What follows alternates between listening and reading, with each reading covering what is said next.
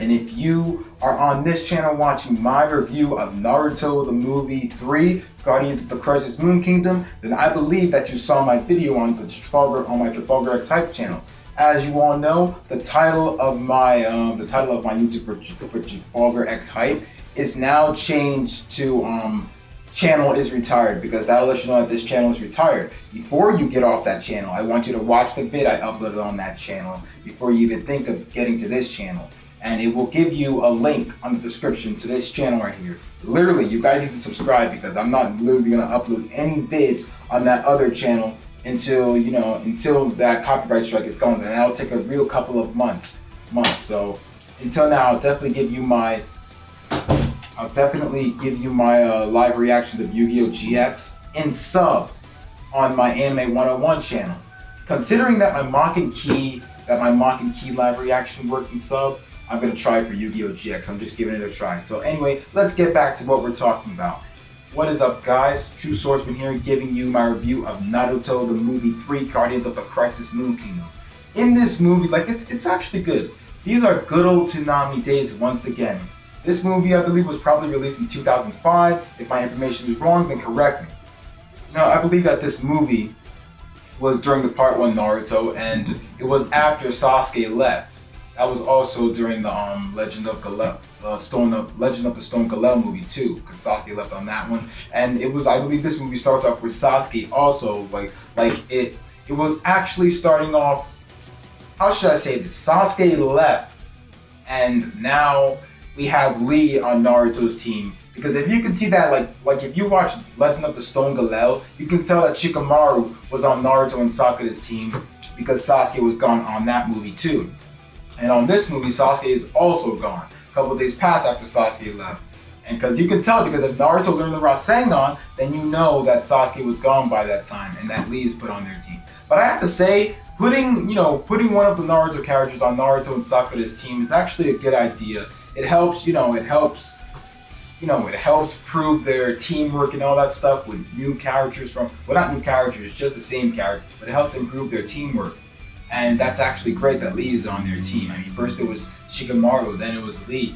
I'm actually impressed with him, but because I want to see Lee in action in this movie, just in action, even though I've seen him before in the Naruto Shippuden movie 1. So that was awesome. But I gotta say, in this review of my movie review of Naruto The Movie, Guardians of the Crisis Moon Kingdom, it basically starts off where Naruto and them are just walking through the sand, walking through this desert. Well, not desert. It's a bit hot, and I believe this is during the summer, because Naruto and them got their summer clothes. How can you, what I don't get is Naruto. When do you have the time? How? First your jacket, I believe, right? Your jacket is it's all orange and blue, but that's crazy. How can you just, do they have everything for Naruto's coat? Because if you can see, it shows an orange and blue white jumpsuit or I believe coat. But in the summer outfit, it's almost the same. Blue on the sleeves and orange all over. That's a bit crazy. I mean, usually when you get summer clothes, they can't really be the same as your everyday clothes from anime. So that's just really crazy, to tell you the truth. But anyway, for the rest of it, it starts off with Naruto, Sakura, Kakashi, and Lee. They're walking through, and their mission is to protect. Their mission is to protect this prince named Michiru, the king. Prince named Michiru, and his younger son Hikaru. Hikaru starts off as a jerk at the very beginning of the movie. Naruto and him doesn't really, they don't really get along at the very beginning. And remember how I told you that each friend that Naruto meets along the way in these 3 Part 1 Naruto movies, Naruto will become he will become friends with them along the way, along the movie, throughout the movie. Well, this is how Naruto and Hikaru's work out, if you know what I mean. So basically, we started to a bad start with both of them. But then a couple of minutes pass when I'm watching the movie, and how should I say this? We get a bit more crazy. I mean, first, basically this movie taught you that you can't just be rich and all that stuff and buy things and stuff and buy people like they're just things. That doesn't make any sense. Basically, this movie taught you that money isn't everything. That's basically why you saw Michiru's wife, Amayo, or whatever her name was, and how she, pushed Michiru back and everything, saying she didn't understand. That was what she was trying to tell him, basically. Same thing with his grandfather. I mean, sorry, not grandfather. Same thing with Michiru's father. And for the rest of it, I gotta say, the movie was actually pretty cool. We had 3 sets of battles, but some people died in this movie. I have to say, it was definitely sad, man. Definitely just really sad. These 3 ninja were so tough as hell, man. They beat the shit out of Naruto, Sakura, and Lee. And it was actually crazy. I mean, the whole carnival thing, and the whole carnival thing where they wanted to buy the whole carnival, that was definitely a crazy one. How they gave them that much money to buy something. The whole circus, they bought the whole circus. And throughout, Naruto just punches Hikaru, and Sakura comes to punch Naruto back. Their mission is to protect them, not basically hit them and all that stuff. If this reminds me of something, it reminds me of something back in the Land of Waves arc where Naruto tried to hit the old man Tazuna because he called him small and everything. Hikaru called Naruto the same thing. But this movie was actually amazing. We had these 3 ninjas attacking out of nowhere, and to be honest, those weren't and you see their faces, they weren't even real, man. They were basically different, especially the enemy ninja girl. Her face was not that beautiful. I thought it was beautiful until I found out she didn't even have hair. She was actually at the age of 22. And that was fake hair right there. Those hair, are these hair just set up to look like Jiraiya's hair? I don't really know, because they almost looked like it. But for the rest of it, we also get this crazy glimpse where Naruto goes into the Nine Tails, man. When we thought all was lost and everything, Naruto goes Nine Tails, kicks the enemy back, man. He's going all serious and everything with them Nine Tails right there. It was crazy. He managed to knock 2 of them back, knock the girl back. That was definitely amazing. And with the whole promise between Naruto and Hikaru, Sakura and Lee, that was definitely great.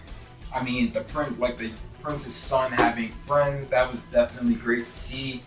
We also get more crazy battles. Naruto, Sakura, and Lee. I was about to say Sasuke, but Naruto, Sakura, and Lee faced up against these 3 ninjas again when their plan goes out to action for the 2nd time. And what happens in this battle? Let's not forget to mention Shabadaba. This dude, I mean, he wants to be the king. He sent his men to kill the king, which is Michiru's father and Hikaru's grandfather. And with that, the king was dead. Only because this dude named Ishidate turned him to stone with that little move of his right there. That was definitely crazy. But with Naruto and them getting a rematch against these 3, Lee goes up against, the big guy. Naruto goes up against Ishidate, and Sakura goes up against the girl. Now this was definitely crazy. We got Lee bringing out them nunchucks, man, facing this dude, man. It was definitely crazy as hell when you... To be honest, when Naruto, when the 3 of them battle against these evil ninja in their rematch, I thought it was totally going to be over.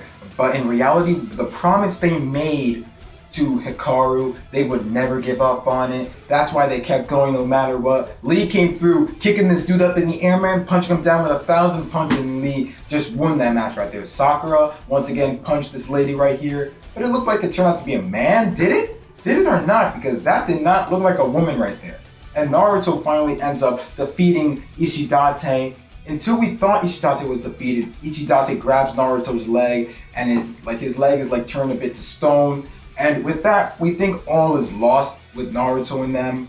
But then, when Michiru, Hikaru's father, goes up there and grabs Naruto, he helps Naruto, gives him a ride and helps him. Naruto has his Rasengan on, man. And the crazy thing was when Naruto's Rasengan was at the moon, definitely close up to the moon, not that close, but when it was showing on the side of the moon, it looked like the moon, the Rasengan turned into a crisis moon Rasengan, and that was definitely crazy what Naruto's Rasengan did. And with that, it was lighting up, and he defeated Ishidate, and the movie was totally over, man. That's what I liked about the movie. They also got more vacation time after that, because I'm looking at the credits and it was over. But at the end, Michiru finally found out the truth, why his wife, didn't want him anymore, and what his father was trying to tell him. And with that, Michiru spoke the truth right there. He said he wanted to protect, become strong, never give up. And that was definitely something we all learned in this movie. It also proves in this movie that we can't just buy everything with money all the time. Money isn't that important. When you have this much money and you're too rich and all that stuff, you can't just get everything with it. Money can't buy everything, Money can't buy love, respect, or any of that stuff. And Naruto, this 3rd Naruto movie, told us that. It taught us that. But basically, guys, this is my whole review of the Naruto movie 3, Guardians of the Crescent Moon Kingdom, and I gotta say, it was definitely amazing. Not gonna lie to you. True Swordsman,